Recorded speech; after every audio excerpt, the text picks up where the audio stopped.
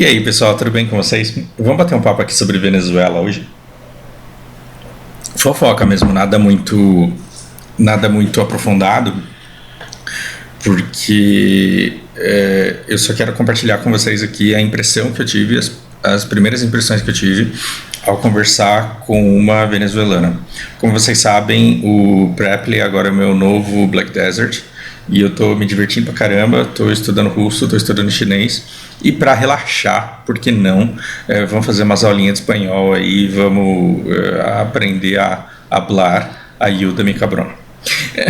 e, e aí eu contratei essa professora e eu falei para ela o seguinte: eu não vou estudar gramática, eu não vou ficar estudando conjugação, nosso idioma é muito parecido, então eu vou ficar falando meu portunhol aqui, eu vou tentar falar o mais correto possível, eu vou ficar com o Google Tradutor aberto para pesquisar as palavras que eu não sei, para tentar pronunciar da maneira correta, e eu só preciso de duas coisas: que você me corrija quando eu cometer erros, ela me corrige o tempo inteiro. E eu preciso muito que você não tente facilitar para mim com portunhol. Se você falar portunhol, eu vou aprender portunhol. Eu preciso que você mantenha-se falando espanhol sempre, para que eu me espelhe na sua maneira de falar, para que eu escute e me direcione. E aí, assim, vai ser um momento de descanso que eu tenho, porque eu não preciso aprender espanhol. E vai ser, assim, aquela coisa, aquele caminho suave, completamente diferente da batalha, que é estudar russo e chinês todos os dias. E aí eu conversei com a Oriana. E o que temos? Quais são as impressões da Oriana? Gente, eu não vou ficar falando de país, porque é muito complicado falar de um país inteiro, então eu vou falar de rápidas impressões que eu tive ao conversar com ela. Isso daqui não é Venezuela, tá? A gente está em Paris. Esse, aliás, é o Museu do Louvre, um lugar que eu tenho muita vontade de ir. Sabe o que é interessante? Eu conversei com ela e uma coisa que me surpreendeu é que, apesar deles estarem num país que é muito pior que o nosso, em condições gerais, assim, ela está muito feliz. E eu falei, eu acho que não só você está feliz, mas as pessoas ao seu redor estão felizes também, não estão? Ou seja, o país está num momento bom. E ela disse que sim. E aí eu falei, olha que engraçado, porque é muito gostoso conversar com você, porque a gente sai um pouco da nossa guerra de narrativa aqui. E na guerra de narrativa, a Venezuela é sempre usada como uma ameaça. Então, se você votar no PT, a gente vai virar a Venezuela. A Venezuela elegeu não sei quem lá e olha a merda que deu. E isso, na verdade, o mundo é muito mais complexo do que isso, né? Queria eu que o mundo fosse uma questão de eleger a pessoa certa, porque aí bastaria que a gente fizesse pesquisas da pessoa certa e elegendo a pessoa certa, todos os problemas do mundo se resolveriam, mas infelizmente o mundo não é doce desse jeito. Existem problemas complexos a serem resolvidos, existem conflitos de interesse a serem, né, lidados. Mas a Venezuela, ela teve uma imensa perda nas décadas anteriores. E adivinha por quê, né? Será que tem alguma coisa a ver com petróleo? Será, gente, que tem alguma coisa a ver com petróleo? Todo o governo que se estabeleceu e que recebeu apoio estrangeiro, e todas as sanções que foram impostas lá posteriormente, enfim. Vamos deixar essa parte política à parte, porque talvez o Lucas, a gente vai se encontrar, a gente vai voltar a falar sobre Cuba conforme prometido, porque semana passada o bebê estava doente, minha vida foi um inferno no fim de semana, mas a gente deve conversar e na inércia, no embalo de falar sobre Cuba, talvez a gente fale sobre Venezuela também, mas aqui é o relato da vida de uma pessoa. E aí eu conversando com a Oriana, a gente falou, olha, o brasileiro, ele está muito melhor do que na década de 80.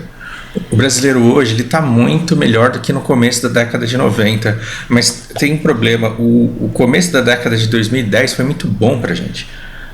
No começo da década de 2010, ali a gente estava no embalo, a gente estava esperando a Copa do Mundo, a gente estava com expectativa de muita coisa grande, e aí a gente fica nessa de melhorar de emprego, formar o primeiro membro da família numa universidade, conseguir um emprego com uma renda boa, e aí de repente a gente começa a perder tudo que a gente estava conquistando.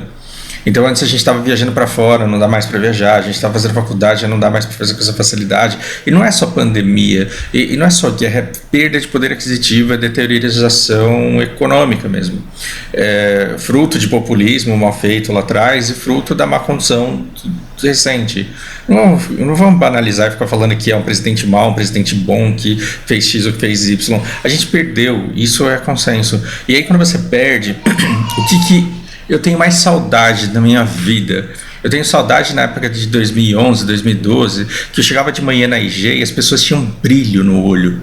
Elas tinham brilho no olhar, porque assim, cara, eu vou viajar para a Europa nas minhas férias, eu vou conseguir uma promoção, tem um monte de startup vindo para o Brasil, os caras estão me chamando para entrevista toda semana, agora o gigante acordou, agora a gente vai começar a crescer e tem dinheiro infinito de investimento, a gente vai começar a crescer cada vez mais, e chegou em 2014, o brilho dessas pessoas se esvaiu dos olhos dela.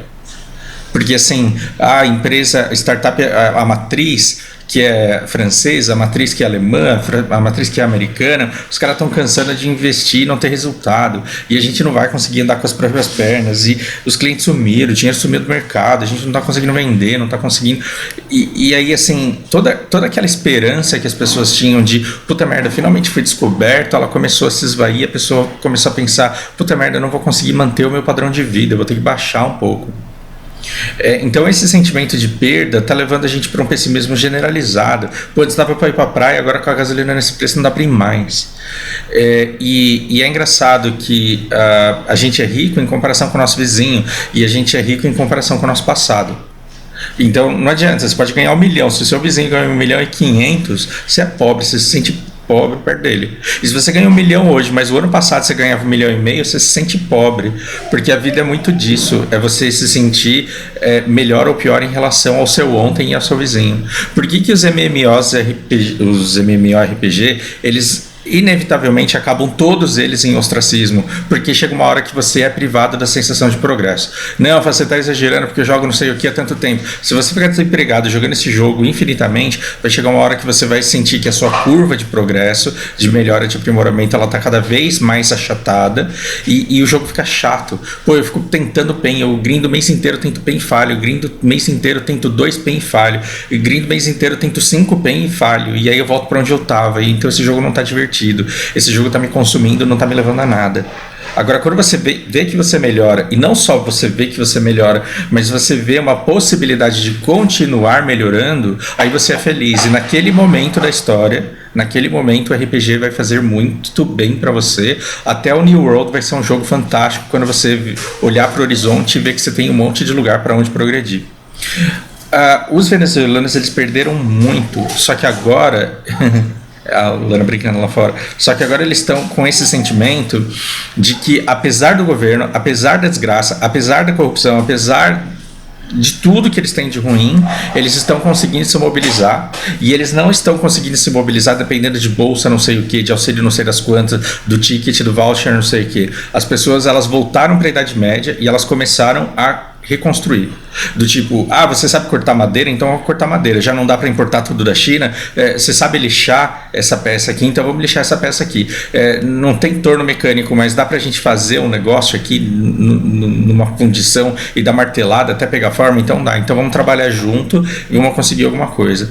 Eu perguntei para a Oriana, vocês sentem que vocês podem abrir, por exemplo, se organizarem em grandes empresas e gerarem indústrias? Ela falou, não, isso não. Quando o negócio ele cria grandes proporções, a gente tem medo de estatização, tem medo de ser sabotado, tem medo de um monte de coisa. Mas as pessoas em cooperativas, para conseguirem coisas para melhorar a qualidade de vida delas, elas conseguem.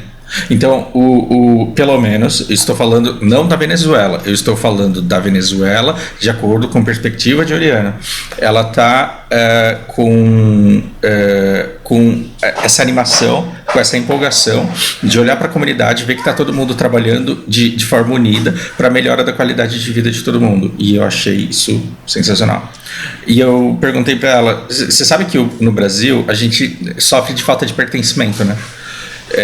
Você sabe o que é isso? Ela falou, não. Eu falei, então, a gente não é como o povo venezuelano. A gente é basicamente italiano, japonês, alemão, polonês, africano. E desculpa não falar o nome de cada país, mas assim, o passado deles mesmos foram apagados, isso é muito triste. E a gente junta espanhol e português e aí, assim, não só a gente tem um monte de etnias, mas a gente tem muitas classes sociais diferentes, a gente tem grupos de interesses diferentes, de uma forma que quando você encontra um brasileiro no exterior, isso não significa nada para você. Você olha pro cara e fala assim, você é brasileiro? Pô, que legal. Mas isso é só um filtro, porque o cara ser brasileiro é um filtro só, e depois você tem que perguntar para ele, por que você tá aqui? Eu tô fazendo turismo, playboy, né, patricinha, privilegiado do caralho. Não, tô estudando. Mas aí, tô estudando, pô, se o cara tá estudando na França, ele deve ser muito inteligente, aí eu me sinto burro falando do lado dele, não, então eu vou mais pra lá, porque eu tô aqui pra aprender o idioma nativo, de qualquer forma.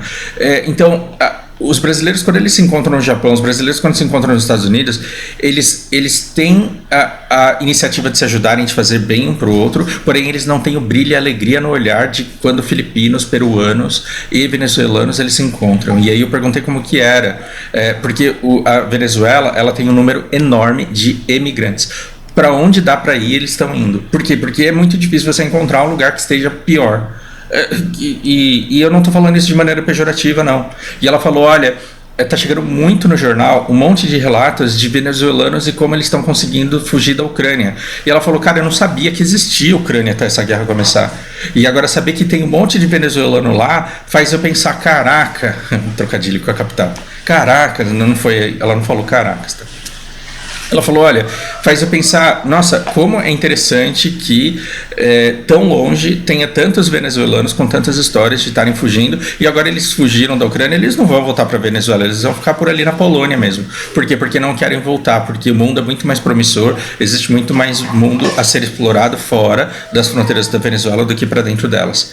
E ainda assim, eu falei, nossa, mas que legal, porque enquanto a gente está deprimido, a gente está sentindo que a gente está empobrecendo cada vez mais, e a gente no Brasil olha no horizonte só vê escuridão, o venezuelano ele está explorando o mundo, ele está conseguindo puxar os seus parentes para os lugares no mundo onde eles estão conseguindo se estabelecer, e dentro do país deles eles estão com essa sensação gostosa de estar conseguindo melhorar a qualidade de vida depois de um período grande de perda.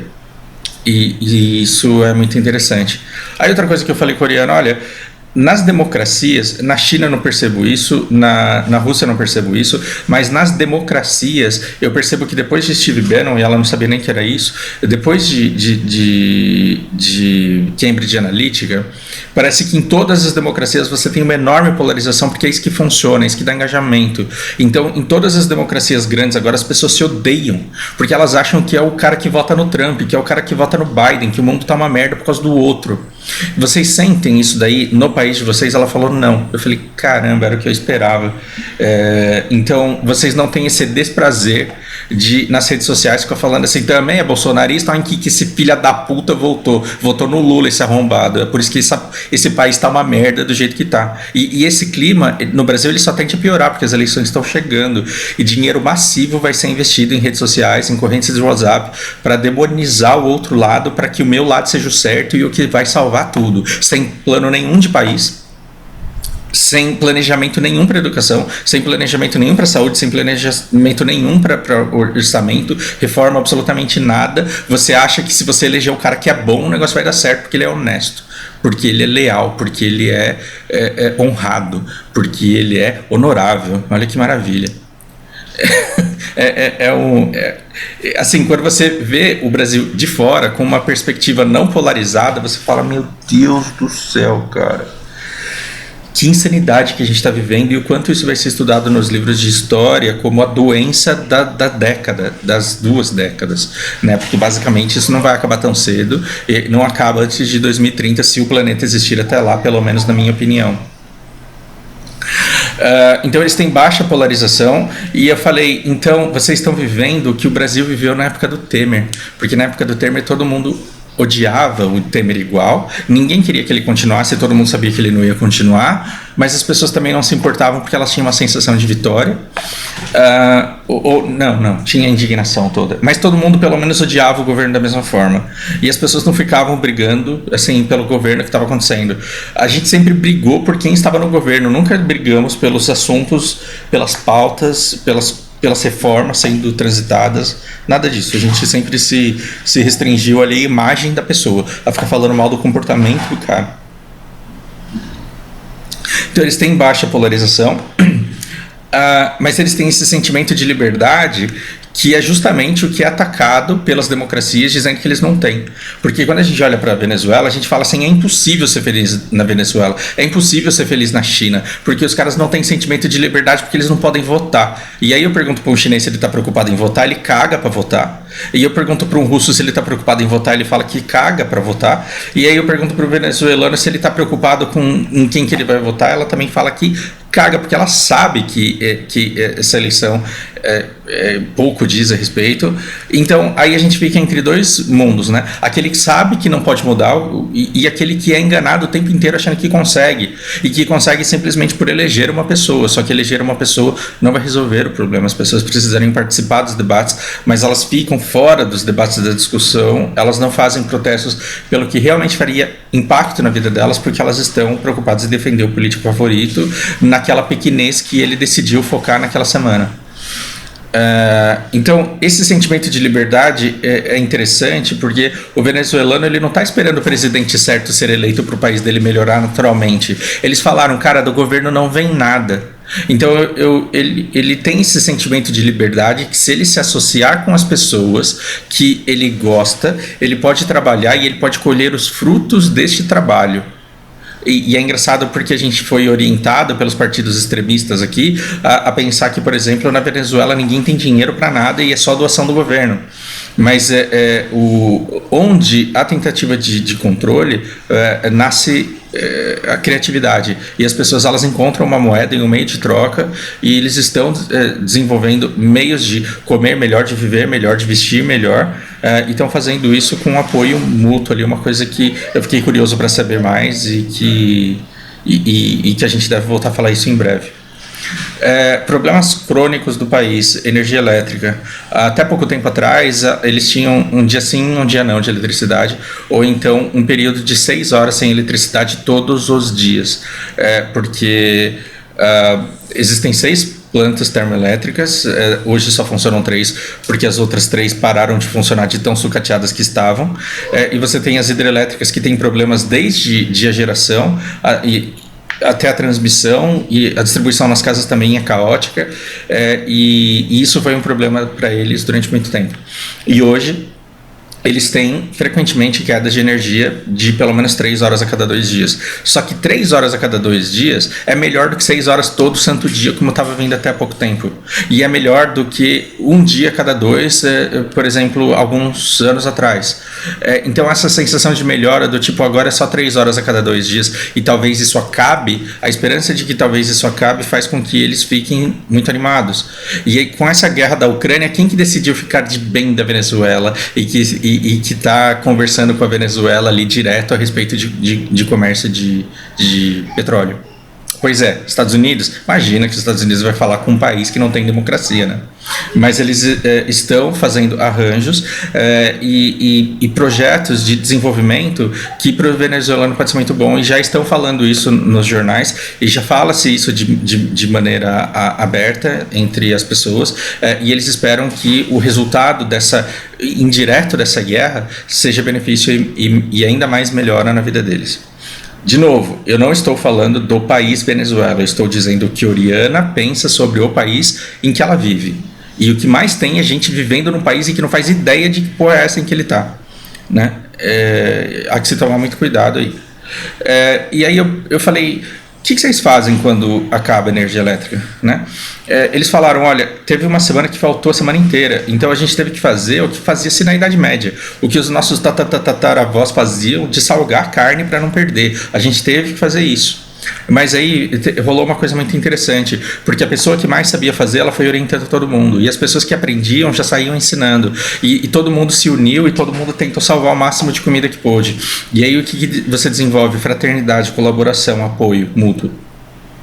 Então, diante da necessidade, as pessoas baixam a guarda, aceitam ajuda e começam a oferecer ajuda também. Isso despertou um lado humano e colaborativo deles que foi muito grande. Ou seja, os dias difíceis, os momentos de opressão, os momentos de perrengue, eles criam a oportunidade de criação de vínculos com as pessoas, né? Ao ponto de falar... E é engraçado, porque assim... o tempo inteiro, quando eu não estou dando aula, eu estou estudando, ou eu estou em contato com a informação, ou eu estou jogando para me divertir, ou eu estou assistindo seriado para me divertir. E a gente faz isso até em família, e a gente não tem momentos de interação puro com vizinhos. Por exemplo, eu conheço os meus vizinhos. Tudo bem que por conta da pandemia, mas se não tivesse pandemia, como meio que já passou agora, será que eu estaria batendo papo com os meus vizinhos? Cara, não passa pela minha cabeça no meu vizinho saber sobre a vida dele e querer ficar conversando com o cara a tarde inteira. Porém, se falta 3 horas de energia elétrica a cada 2 dias, num lugar onde a internet não funciona sem energia elétrica, o que acontece? As pessoas elas começam a se aproximar dos seus vizinhos. Então ela me diz, os vizinhos aqui eles são família. A gente sabe que a gente tem 3 horas de confraternização a cada 2 dias, acaba a energia elétrica, vai todo mundo pra rua, ou vai todo mundo pra casa de alguém, e o que a gente faz são jogos de tabuleiro, a gente joga dominó, joga baralho, inventa jogos, começa a fazer rodas de música, começa a fazer rodas de leitura, começa a fazer grupinhos de estudo, e essa interação é uma higiene mental fantástica. E eu falei, tá vendo? No Brasil a gente está precisando disso daí. No Brasil a gente está precisando de tempo. E aí eu expliquei para ela que como eu vivo numa comunidade meio que gamer e nerd, quando o pessoal não trabalha, quando tem tempo livre, fica todo mundo jogando um jogo tentando alcançar alguma coisa na vida. E isso deixa a gente muito anestesiado em relação a por que é que eu vou conversar com meu vizinho se eu não vou upar nada, se eu não vou ganhar pontos, se eu não vou dropar um item, se eu não vou melhorar minha conta, se eu não vou ter GS para ostentar depois. Então eu não converso com ele. E quando você é forçado a isso, você tem uma aproximação. E quando você tem uma aproximação, é mais difícil você ver o outro como inimigo. Porque aí você fala, porra, o cara vota no Bolsonaro, mas ele é legal, ele cuida da mãe dele, ele tá aqui me oferecendo um pedaço do bolo que ele fez. O cara vota no Lula, mas pô, o cara é gente boa. E tá todo mundo aqui passando perrengue na mesma rua, com os mesmos problemas da rua. E a gente tem um problema de encanamento que a gente vai ter que dar um jeito junto, porque se for esperar do governo, ninguém vem. Isso faz com que a gente perceba que muitas coisas que a gente acha que são progresso e ganho, por exemplo, eu não preciso mais ir na sua casa porque eu tenho WhatsApp, eu não preciso mais perguntar como que você anda porque eu tenho o seu Facebook, eu não preciso mais nada porque eu tenho tudo isso de forma digital, está nos afastando e está fazendo com que a gente se sinta cada vez menos humano, cada vez menos abraçado. Então, quando a gente vê que as pessoas passam dificuldades comuns e que elas buscam comumente soluções, elas deixam de querer ser o top server porque tem mais GS e elas começam a olhar de outra forma para si, pensando como é que eu ajudo esse grupo de pessoas nesse projeto que eles têm para que a gente coma melhor no final do mês. Quer dizer, ao longo desse mês, com a plantação, ou com a colheita, ou com o resultado daquilo que nós fizemos. Então, assim, antes de faltar energia durante uma semana inteira, você fala, meu Deus, como é que eu sobreviveria a isso? Depois de sobreviver a uma semana inteira sem energia, você fala, se faltar de novo, a gente meio que já sabe o que fazer. E a gente já sabe que ao nosso redor moram pessoas que vão querer nos ajudar e que vão precisar da nossa ajuda. E que a gente vai passar por isso e que a gente vai sair disso mais forte. Logo, se esse meu depoimento está te bugando, como talvez o depoimento da vida do Alex tenha te bugado, como o da Anastasia tenha te bugado, você deve estar se perguntando, porra, mas a China não era comunista, a Venezuela não era um bando de passa-fome, e tal país não era um bando disso. Isso separe a narrativa política do que é de verdade. Não aceite que Rússia é todo mundo como se fosse uma só pessoa e que China, todo mundo como se fosse uma só pessoa. No fim do dia, somos todos pessoas querendo levar nossas vidas da melhor maneira possível, em paz, bem alimentados, bem divertidos, com amor e com preenchimento. E no máximo, na desesperança, com a sensação de que a gente não vai conseguir chegar lá, aí você se convence de que na verdade você nem queria. Né? Nossa, inglês é muito difícil para mim, falar inglês é muito difícil para mim, então é porque eu não gosto de inglês, então eu nem quero.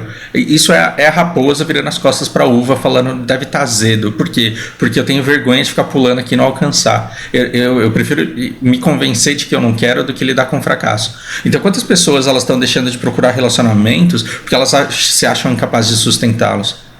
Quantas pessoas deixaram de procurar emprego porque elas não acham que vão encontrar? E quantas pessoas desistiram da humanidade porque elas se esforçam em tentar trazer a humanidade das pessoas de volta e não conseguem porque tá todo mundo brigando por causa do seu candidato favorito e a coisa só vai piorar a caminho da eleição. Então, quando a gente dá o nosso próximo passo, principalmente vendo depoimentos de vida assim, a gente percebe que a vida não é como um MMORPG em que para sempre você vai ter que melhorar cada vez mais, como se a sua vida fosse ter que se capacitar cada vez mais para comprar um computador cada vez melhor, porque senão você vai ficar para fora do universo onde as pessoas se divertem com jogos. Não, você pode ficar sem computador, acessando a internet pelo celular e se entretendo com alguma outra coisa que não demande tecnologia. E ainda assim você pode ser uma pessoa extremamente plena, extremamente rica, sem fazer as coisas que você acha que são as únicas fontes de diversão que existem no mundo. Não vale muito mais do que saber qual a posição política, o posicionamento político da Oriana, vale muito mais conhecer a vida dela e ver que ela é muito mais feliz do que muita gente no país. Porque Venezuela é melhor? Não, porque as condições de bem-estar e de saúde, de equilíbrio emocional e de positividade foram supridas. Então, como é que nesse mundo bagunçado que a gente vive, a gente consegue suprir as nossas necessidades? Necessidade de humanidade, de segurança, de estabilidade, de conforto, de amor, de carinho. Admitir que você quer tudo isso é o primeiro passo. E ver como que você consegue tudo isso de outras formas, que não através do consumo de propaganda fazendo você gastar mais, achando que você vai ser mais feliz com isso, melhor. Tem uma música do Dire Straits que eu adoro. E ela diz assim: Money is for nothing when you take for free. Dinheiro não serve pra nada quando você pega de graça. Então, tem gente pagando 20 mil reais num computador da Apple. O cara vai jogar LOL, o computador.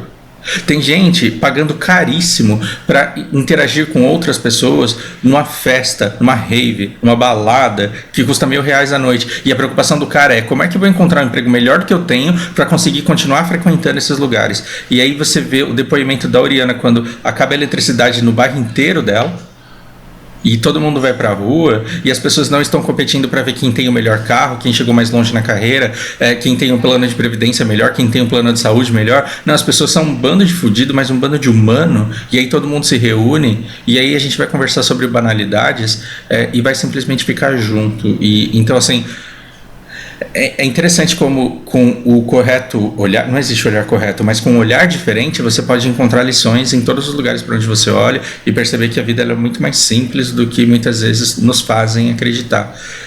E aí a pergunta que eu te deixo é: essas coisas que você acha que precisa para começar a ser feliz na sua vida são coisas que de verdade você quer para você ou colocaram na sua cabeça que você precisa ter para poder mostrar? Porque a pergunta que mais me faziam no Black Desert é se eu já estava full pen. E aí eu falava: não, porque eu só faço life skill. Pô, mas você não tem o set de full pen? E aí um dia eu me peguei comprando todos os itens e eu tô full pen no jogo. Pra quê? Pra hora que me perguntarem: você é full pen já? Eu falar: sim. Quantas vezes eu grindei? Quantas vezes eu fiz PVP? E quantas Node Wars eu fui? 0. E quando que eu vou? Nunca. E aí a pergunta que eu tenho é: essas coisas que você luta para conseguir conquistar são coisas que de verdade no interior, no fundo ali do seu, né, no âmago da coisa, são desejos que você tem de verdade ou são coisas que você acha que você precisa ter para ser validado socialmente? Porque se são coisas que você acha que você precisa ter para validar socialmente, você precisa entrar no Facebook e ver as fofocas da semana. E você vê que até mendigo... Não vou falar sobre isso porque é muito nojento. Não nojento o que a menina fez, mas é porque é uma apelação descabida, desnecessária. Você pode ser muito feliz com muito menos do que você pensa, e ao invés de ficar rico para poder ter interações sociais, você pode ter interações sociais ricas com pessoas pobres como você, num ambiente de não competição e sim de colaboração. Essa foi a mensagem. A gente tem muito mais para aprender com a Oriana do que com todas as outras pessoas com quem eu andei conversando ultimamente. Cada um deles é muito rico, mas para a nossa realidade, eu acho que hoje a gente tem muito a aprender com os venezuelanos. Espero ter deixado reflexões, espero ter agregado alguma coisa na vida de vocês. Se vocês gostarem, eu continuo trazendo depoimentos sobre ela. Por hora é isso, um grande abraço.